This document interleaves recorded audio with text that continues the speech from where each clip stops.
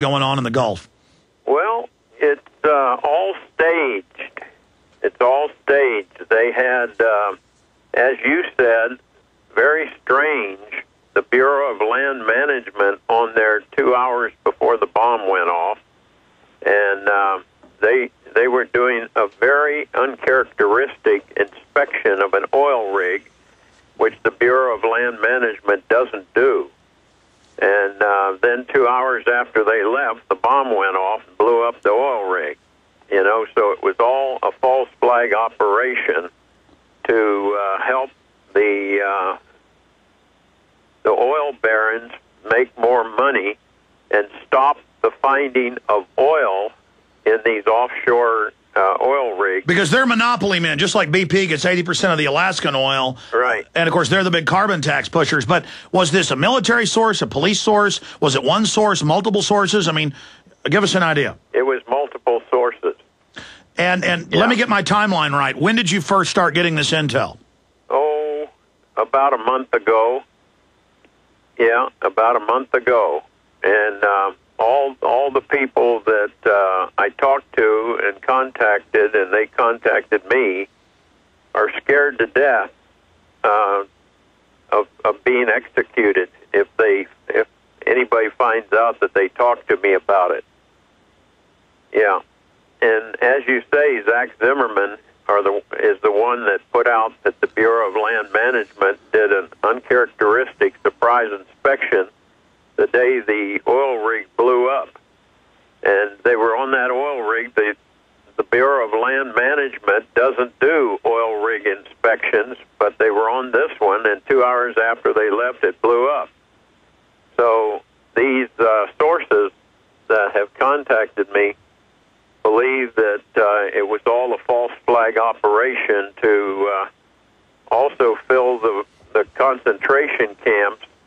They're talking about picking up 40 to 50,000 people and putting them in these Halliburton concentration camps. Now, I saw that, and again, then that's all sold, like after Katrina, as if it's a good thing. I remember seeing that a month ago, and then they did deploy the military, and now the EPA is talking about evacuating some areas, and they're now calling it tilt.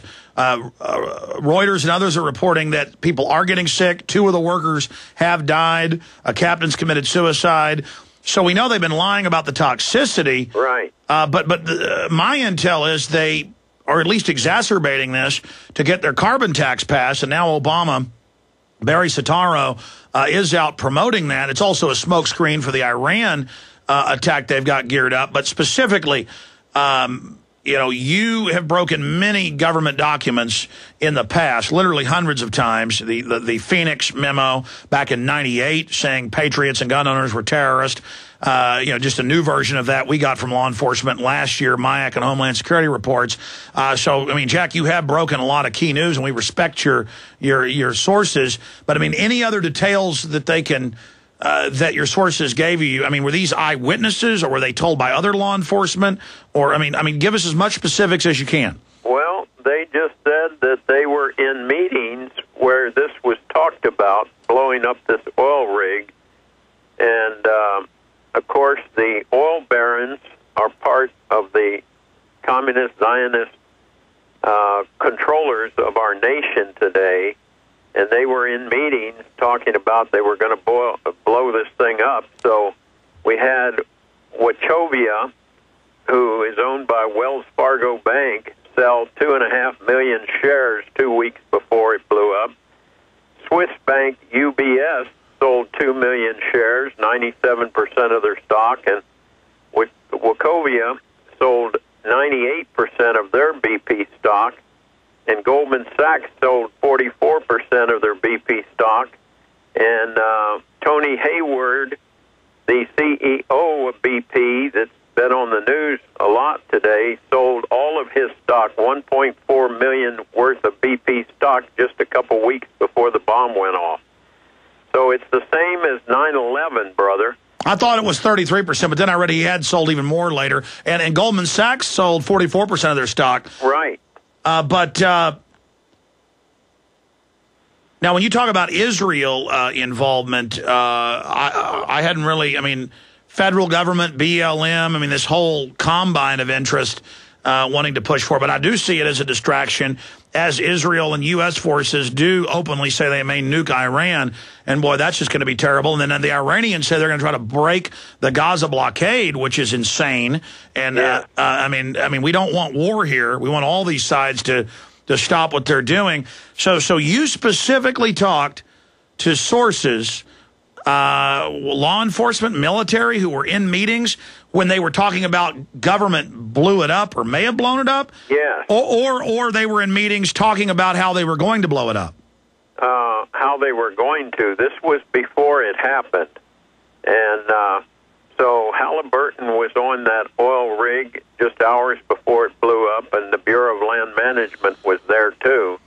So one of those organizations planted the bomb on the oil rig, according to my sources.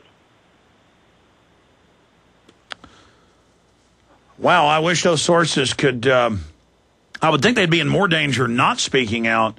I mean, I can't imagine government or corporate espionage groups having more than 3 or 4 people in a meeting where this would be discussed.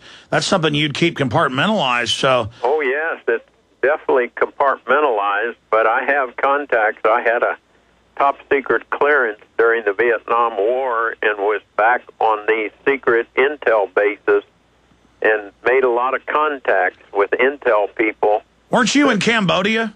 No, I never went to Cambodia. Oh no, that was Butch Paul was in Black Ops in Cambodia. That's right. Yeah.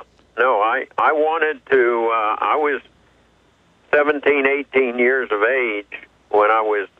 I enlisted when I was 17, and I was the first American 16-year-old that was taken by the Navy divers and taught to use scuba gear and certified in scuba gear in Washington District of Criminals. And so I went to my recruiter, and I told him that I was certified in scuba gear by the Navy divers and wanted to be part of the UDT, the Underwater Demolition Teams. They're called the SEALs today. Yeah, that's Jesse Ventura, yeah. Yeah, and they said, the recruiter says, sure, sign here. So I was stupid enough to sign up, and then they put me back in these intel bases in the jungles with a top-secret clearance, and it helped because I met a lot of people that were... No, Jack, we know that. I mean, you've had the premier organization, Police and Military Against the New World Order, and all these sources. Yeah. This is pretty big. I mean, I believe you have these sources, and it's amazing to be here talking to you, and you're saying you've got multiple sources one source, to be specific, who said they were in on a meeting when the government was discussing sabotaging it with an explosive, or 2 people, or yeah, do you have people. 2 people? Okay, and do you have? And you said other sources. I mean, do you have any other intel from what people generally in law enforcement think? Well, I was called the other day and was told I was going to get an email, and I got an email that Cheney and Bush and Halliburton purchased a oil cleaning firm 2 weeks before the blow-up of the oil platform. Yeah, Boots and Coots. Yeah, no, that's confirmed. Yeah, right. And so I'm getting some good information. It's just... and then now we have a scared BP insider predicted that it was blown up on purpose, you know. We have Dennis Whitney. Now, he didn't give us his name, but we went and traced his IP address back to Dennis Whitney, so he may end up dead, but he's Well, that's scared. Not too good to talk. Yeah, he's really scared. Okay, well, we'll try to... He's a BP insider, and he said that it was blown up on purpose, a false flag operation. Okay, well, they can also IP spoof, so we'll have to look into that. Wow, yeah. Jack McLamb is our guest. This is just getting crazier by the moment. Well, there's no doubt we're going into tyranny. They're openly talking about shutting the web off. They're openly talking about arresting dissidents. They've got Southern Poverty Law Center reports. The Southern Poverty Law Center called me by my first name. They said, oh, Alex isn't calling for violence, but what he's saying will cause his followers to. I mean, they must really be concerned about us if they're trying to demonize us. I mean, Jack, we've never called for violence, have we? No, I haven't called for violence, and you haven't either, Alex. And but the Southern Poverty Pimp Law Center is a communist Zionist-led organization, and they hate America, just like the ADL hates America, and they want to see it destroyed. So they're doing everything they can to destroy you, me, and everybody they can that's trying to help save America. Yeah, Jack, my whole issue on that